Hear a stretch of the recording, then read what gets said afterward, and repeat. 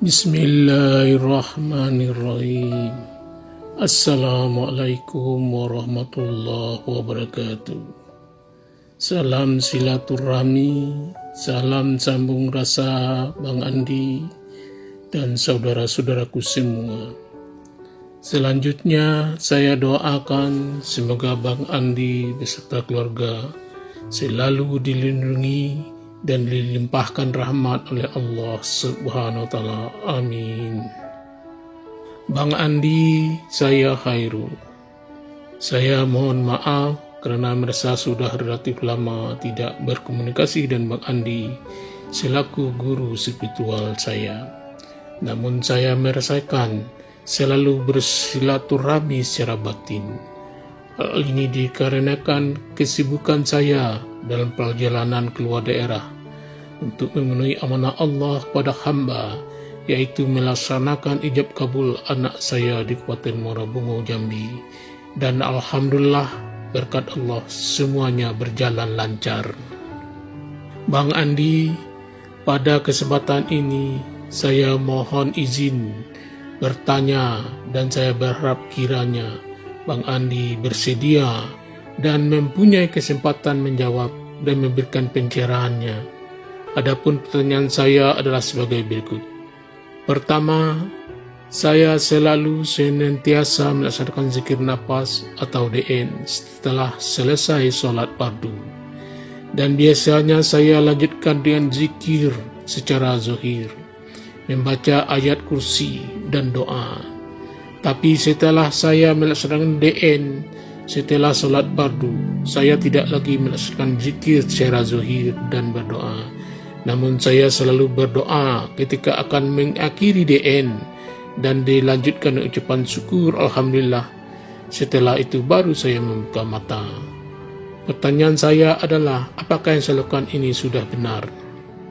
Kedua, Bang Andi, di sini saya cerita tentang wilayah pembuktian saya dalam mengamalkan zikir nafas, di mana dalam melaksanakan DN saya berdoa kepada Allah, Ya Allah, jika Engkau benar-benar dekat dengan hamba, maka hamba mohon Engkau berilah tanda-tanda di tubuh zahir hamba, Ya Allah, agar keyakinan hamba bertambah dalam melaksanakan zikir nafas ini, Ya Allah. Bang Andi, kurang lebih 5 menit setelah DN, tiba-tiba urat di antara jempol kaki dan jari tengah kaki saya berdenyut kuat dan tidak mau berhenti. Namun saya cepat berpikir apa ini karena doa saya dalam DN tadi. Maka saya berdoa, Ya Allah, jika ini disebabkan permintaan hamba dalam DN tadi, hamba mohon Engkau netralisirkanlah, Ya Allah. Setelah saya berdoa, denyutan urat di antara kedua kaki saya tersebut hilang. Bang Andi, doa tersebut di atas saya ulangi lagi dalam DN pada sholat maghrib esoknya, dan ternyata kejadian yang sama terulang kembali, di mana urat antara jempol kaki dan jari tengah yang sama kembali berdenyut. Maka kembali saya berdoa, Ya Allah, mohon Engkau netralisir denyutan urat kaki saya, Ya Allah, dan denyutannya hilang. Ketiga, Bang Andi, dalam menyusun rencana perjalanan ke Muara Bungo, saya minta tolong ke adik saya agar dia bisa membantu membawa mobilnya pada saat lamaran dan pelaksanaan ijab kabul. Jadi 2 kali perjalanan dan adik saya tersebut setuju. Dalam ber-DN saya berdoa kepada Allah, persisnya tengah DN saya berdoa kepada Allah, Ya Allah, hamba mohon bantuan Engkau, Ya Allah, agar adik hamba ini dapat membantu mengantar keluarga dengan mobilnya ke Muara Bungo. Ya Allah, hamba mohon bantuan Engkau, Ya Allah. DN saya lanjutkan. Dalam DN tersebut saya merasakan atau merasa melihat mobil adik saya mundur dan mundur. Besok harinya saya berdoa yang sama dalam DN, ternyata kembali saya merasakan atau merasa melihat mobil adik saya kembali mundur 2 kali. Bang Andi, pada hari H sebagaimana yang telah direncanakan bersama adik saya tersebut, karena satu hal yang penting, adik saya tersebut tidak dapat mengantar keluarga kami ke Bungo. Ini maknanya apa, Bang Andi? Keempat, Bang Andi, dalam ber-DN saya merasa melihat kematian pada acara pernikahan anak saya di Muara Bungo. Dan saya berdoa dalam DN tersebut, Ya Allah, lancarkanlah dan berilah kemudahan kepada anak hamba dan kami sekeluarga selama prosesi ini, Ya Allah. Bang Andi, ternyata ada tetangga yang sudah lama sakratul maut. Posisinya pas di depan di seberang jalan rumah calon menantu saya. Yang sakratul maut adalah penganut thariqat yang tidak lagi melaksanakan syariat. Menurut ketua adat dan kepala desa yang saya tanya.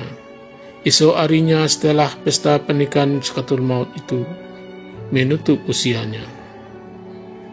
Kelima, Bang Andi, demikian beberapa pembuktian saya setelah mengamalkan DN untuk menambah keyakinan saya dalam menuju Allah dan insya Allah dapat bersua Allah. Dari rangkaian kejadian di atas, mana yang kurang pas dan tidak seharusnya silakan Bang Andi, maka saya mohon kiranya dapat memberikan pencerahan dan bimbingannya agar saya tidak salah langkah atau tersesat dalam ber-DN. Akhir kalam, saya mohon maaf jika ada kesalahan atau ada hal yang kurang berkenan. Atas pencerahan dan bimbingan Bang Andi, terlebih dahulu saya ucapkan terima kasih. Wabillahi taufiq wal hidayah. Assalamualaikum warahmatullahi wabarakatuh.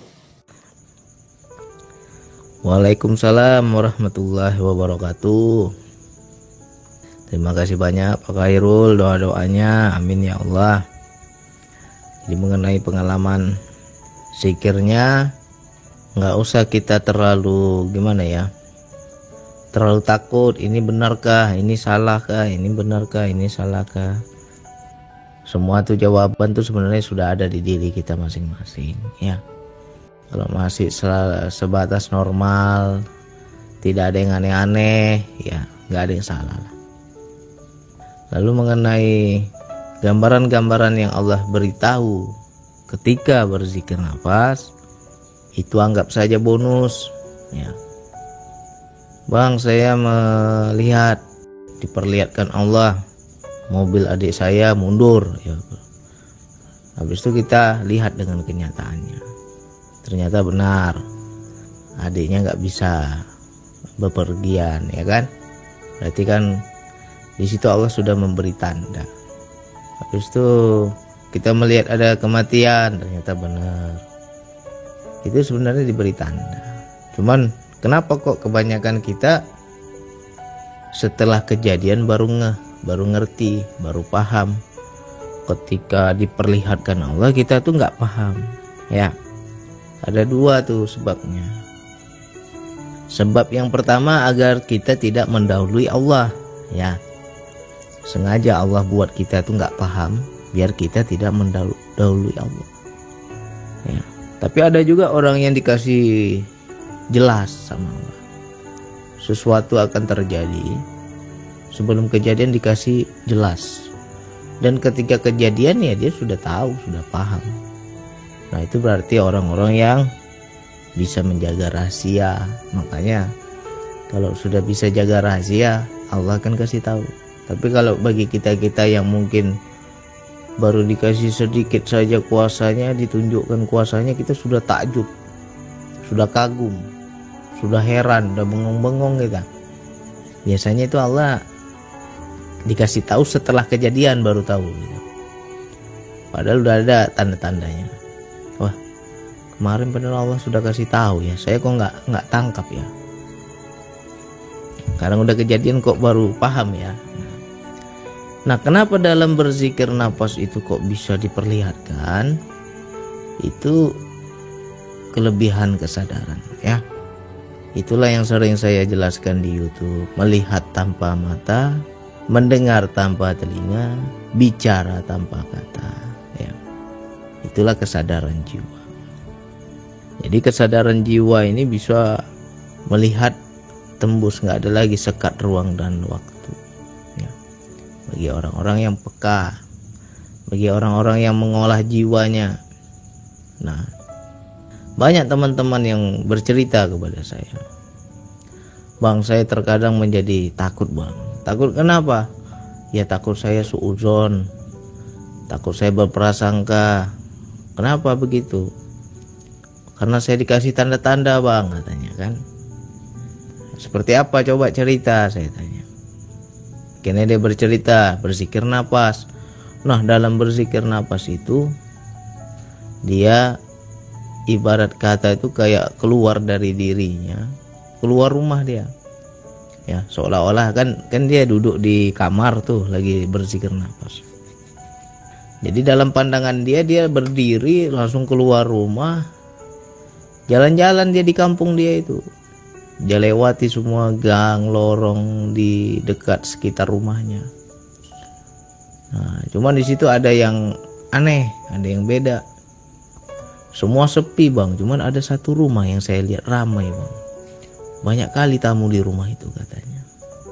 Nah, apa yang kamu baca katanya? Saya tanya, apa yang kamu baca? Saya merasa bang, di rumah itu kayak ada yang mau meninggal, kata dia kan. Nah, akhirnya saya bilang, simpan dulu. Kita lihat berapa hari ke depan, berapa minggu ke depan. Kalau seandainya benar terjadi, berarti Allah sudah memberi kamu pengetahuan sebelum terjadi. Yang penting kamu simpan dulu, nggak usah kamu penasaran. Ya, harus kita catat, kita ingat. Akhirnya apa? Nggak sampai 2 hari, ternyata yang dia lihat dalam zikir nafas itu benar. Penghuni rumah itu ada yang meninggal, tetangganya. Dan itu bukan sekali 2 kali, sering terjadi. Semakin lama semakin hafal. Nah, kalau kita sudah bisa seperti itu, kita memang nggak bisa apa-apa. Mau ngomong nggak bisa, mau membongkar rahasia nggak bisa. Ya itulah kelebihannya kenapa Allah memberitahu. Sebenarnya Allah tuh sayang sama kita. Biar apa? Kita nggak kaget. Itu aja tujuannya. Misalkan kita sudah dikasih tahu oleh Allah sesuatu yang akan terjadi, tapi buruk, kita nggak akan bisa mengelak. Biar kayak mana pun jalan ceritanya, pasti akan terjadi juga. Nah, selama ini mungkin yang terjadi sama orang lain kita nggak masalah. Tapi kalau terjadi sama keluarga kita, situ kan goyang juga gitu. Kalau terjadi sama diri kita, kan goyang juga kita. Nah, seharusnya kita ambil sikap bahwa Allah memberitahu itu karena Allah sayang sama kita. Itu suatu anugerah Allah karena Allah sayang sama kita. Jadi kita ketika terjadi baik yang buruk maupun yang baik, ya kan, yang enak, yang nggak enak, kita nggak kaget, ya, kita nggak kaget lagi. Makanya ada di kampung-kampung kita dulu, orang-orang tua kita dulu, kenapa sampai dia paham? Aku nggak lama lagi, paling aku sebentar lagi udah pulang katanya. Pamit-pamitan dia sama orang tuanya, sama keluarganya, ya kan. Habis itu dia persiapkan kuburannya sampai segitunya. Kenapa bisa seperti itu? Kenapa dia bisa tahu? Ya itulah hubungan dekatnya dengan Tuhan. Ya, makanya dalam berzikir nafas ini kita menjaga hubungan rohani kita sama Allah. Insya Allah bonus-bonus seperti itu akan Allah berikan, tapi itu biasanya nggak kita minta. Ya, kalau kita minta itu nggak dapat dia. Tapi kalau kita nggak minta, dapat. Ya, jadi dalam berzikir nafas, memang selalu kan saya bilang sensasi dalam berzikir nafas itu diabaikan. Jangan sering kita terlalu pikirkan. Karena apa? Semakin tingkat penasaran kita tinggi, di situ bisikan setan masuk. Akhirnya dia belokkan itu, dibelokkan sehingga kita menjadi prasangka yang enggak, dibiaskan sama setan. Itu yang bahaya kalau kita penasarannya tinggi. Tapi bagi orang-orang yang cuek, itu enak, nggak kena dia bisikan setan. Ya. Coba itu diperhatikan dalam berzikir nafas. Terkadang bisa sekali Allah memperlihatkan, sekali aja selintas. Habis itu bisa juga berkali-kali. Ya. Kalau yang sudah berkali-kali itu biasanya sudah dalam waktu dekat itu ya kan? Akan terjadi, biasanya begitu. Ya sedikitlah saya bercerita awal-awal saya belajar dulu. pertama saya zikir nafas itu sendiri. Tiba-tiba dalam situ saya seperti masuk ke sebuah masjid, tapi masjidnya kok kosong gitu kan. Duduk saya di masjid itu, berzikir nafas saya di situ. Nah, tiba-tiba di belakang saya itu duduk 1 orang, 2 orang, 3 orang. Di belakang saya ikut duduk juga, seolah-olah seperti berzikir nafas juga. Begitu saya menoleh, saya lihat ke belakang, pakaiannya serba putih semua. Ngapain dia ini? Oh, mungkin berzikir juga, saya pikirkan. Besok saya DN lagi. Nah, awalnya hanya berapa orang. Akhirnya besok duduk lagi tuh. Jadi bersap-sap di belakang saya itu ramai pada duduk. Besoknya lagi gitu lagi, DN lagi, kok makin ramai lagi, bertambah terus. Ya, saya abaikan saja. Awalnya saya anggap itu jin. Ya, saya anggap ini mungkin jin muslim. Biarlah kalau mereka betul-betul mau berzikir kepada Allah, yang penting nggak ganggu saya. Saya tetap arahkan kesadaran kepada Allah. Saya nggak tergoda saya sama mereka kan. Lurus saja kita, udah abaikan semua. Nah, sekian tahun itu baru Allah buka. Apa maknanya? Ya, ternyata itulah yang bersap-sap itu orang-orang yang mengikuti zikir nafas saya. Ya. Jadi apa yang sudah saya sampaikan di YouTube, bisa dikatakan ya ribuan orang udah mengikuti zikir nafas ini. Belajar dari YouTube, mengamalkan zikir nafas dari YouTube. Nah, saya menganggap yang saya lihat tadi itu di zikir nafas itu, itulah. Tapi kan nggak sebentar, itu lama. Sekian tahun baru terbukti. Buat YouTube, akhirnya banyak yang nonton, banyak yang ikut mengamalkan, banyak yang ikut belajar, ya. Jadi maknanya adalah pengikut, kan. Nah, itu sebenarnya dalam berzikir nafas tuh Allah kasih lihat banyak terjadi dalam kehidupan. Nah, jadi bagi teman-teman, kalau nggak paham abaikan aja, jangan penasaran. Tapi kita kuncinya begini. Aku ingat, aku diperlihatkan Allah ini, diperlihatkan Allah itu. Nah, nanti dalam kehidupan buktikan, ya kan? Sama seperti sahabat saya, bang, saya lihat begitu saya di zikir nafas, saya lihat di gang sebelah, bang, dekat rumah saya, bang, ramai orang, bang. Ya, kamu kunci aja, lihat nanti berapa hari, saya bilang. Ternyata benar, ada yang meninggal, ya kan? Nanti dikasih lihat lagi sama Allah, nanti dia kunci lagi. Pokoknya dia nggak akan lupa, dia tetap simpan itu, tapi dia nggak cari-cari maknanya. Akhirnya terjadi, ya. Banyaklah kalau yang kita lihat dan dibandingkan kehidupan terjadi itu banyak. Itu anugerah, tapi bisa juga menjadi musibah. Wilayah ini bisa anugerah, bisa jadi musibah. Musibahnya apa, bang? Ya, sok-sok jadi peramal pula kita nanti, bahaya itu, ya. Bagus kalau kita sudah paham, ya sudah, itu sebagai pengetahuan untuk diri kita saja.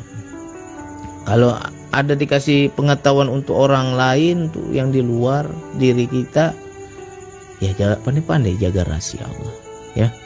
Harus bijak kita menjaga, jangan sembarang kita cerita sana cerita sini, ya kan. Belum terjadi kita memberi ketakutan kepada orang, jangan.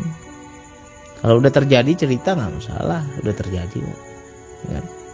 Tapi kalau sebelum terjadi kita cerita begini begitu, ya kesannya meramal kita kan, dan itu nggak boleh, ya. Jadi macam Pak Khairul, ya dilatih terus DNA. Kalau diperlihatkan Allah ini, diperlihatkan Allah itu, abaikan, tapi kita kunci, kita lihat dengan kehidupan, ya. Kalau sama terjadi dan di situ ada makna, ya berarti Allah memberi anugerah kepada kita, bonus lah itu dari Allah. Banyaklah kita bersyukur, ya. Itu juga menjadi renungan juga lah untuk yang lain, kawan-kawan yang lain mungkin juga punya pengalaman yang sama, dapat bonus yang sama, ya. kita simpan aja. Mungkin dikasih tahu Allah sekarang ya, tapi nggak kejadian besok, entah minggu depan, entah sebulan ke depan, entah setahun ke depan, ya kan? Nah, bisa jadi itu terjadi dan kita udah nggak kaget lagi. Oke, hanya itu yang bisa saya sampaikan. Wassalamualaikum warahmatullahi wabarakatuh.